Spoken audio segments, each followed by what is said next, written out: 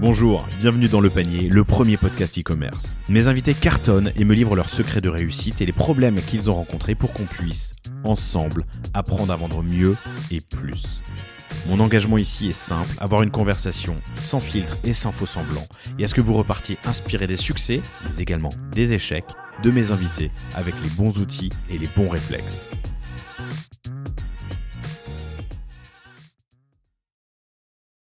Tu as deux clivages au niveau de TikTok et Instagram qui représentent un peu le clivage de la société. Tu as un clivage vieux-jeune et tu as un clivage élite-peuple. Tu vois ce que je veux dire ? Il y a un côté un peu comme ça. Globalement, Instagram, c'est plutôt des trentenaires qui l'utilisent, au même titre que les boomers utilisent Facebook aujourd'hui. Et ce qui se dit, c'est que c'est plutôt des très jeunes qui utilisent TikTok. C'est de moins en moins vrai. Il y a des stats qui sont sortis aux USA qui démontrent qu'aujourd'hui, la moyenne, c'est plutôt 28-30. C'est parfait, c'est le cœur de cible de Nutri. Le second clivage que tu as, c'est le fait que TikTok soit un peu la poubelle des réseaux sociaux versus Instagram, où c'est beau, machin, tu vois, c'est l'univers des esthètes. Bon, nous, ce qu'on dit, c'est que Instagram, c'est l'univers de l'émotion.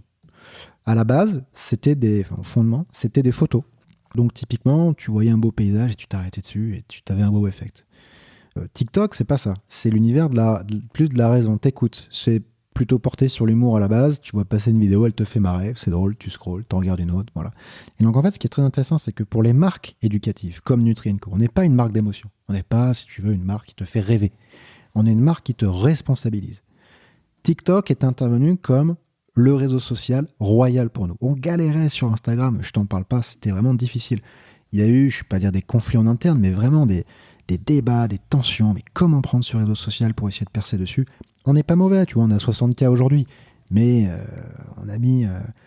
le compte Instagram a été lancé en 2017. Tu vois ce que je veux dire ?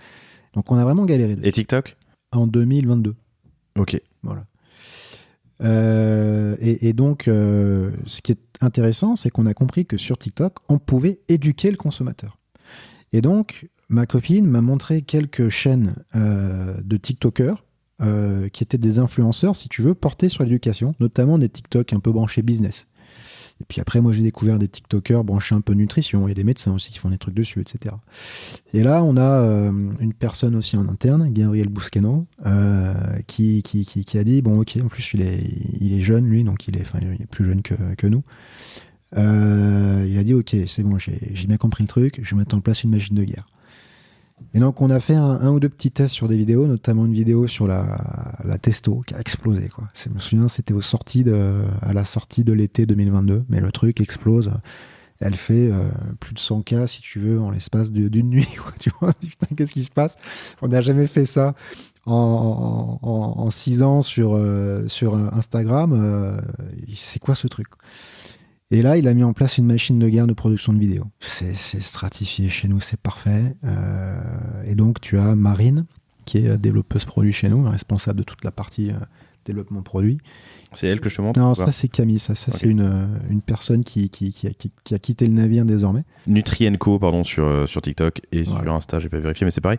NUTRIANDCO comme le site web. Exactement. Okay. Et donc on a explosé. On a fait des vidéos qui ont cartonné. On a déployé, si tu veux, un style qui est le nôtre. On a déployé des petites vidéos incisives d'1 minute où globalement, tu apprends aux personnes à mieux appréhender leur santé préventive au sens large, plutôt portée quand même sur la nutrition et les compléments alimentaires. Raconte-moi la machine de guerre.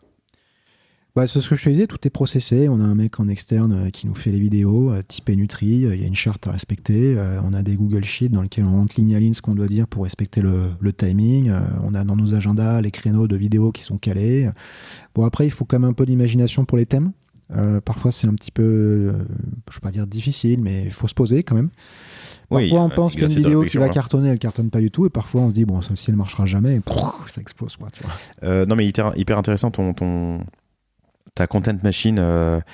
Donc, des créneaux, un studio, un prestat en externe. Ça, c'est, les thèmes, c'est en interne, j'imagine. Ouais.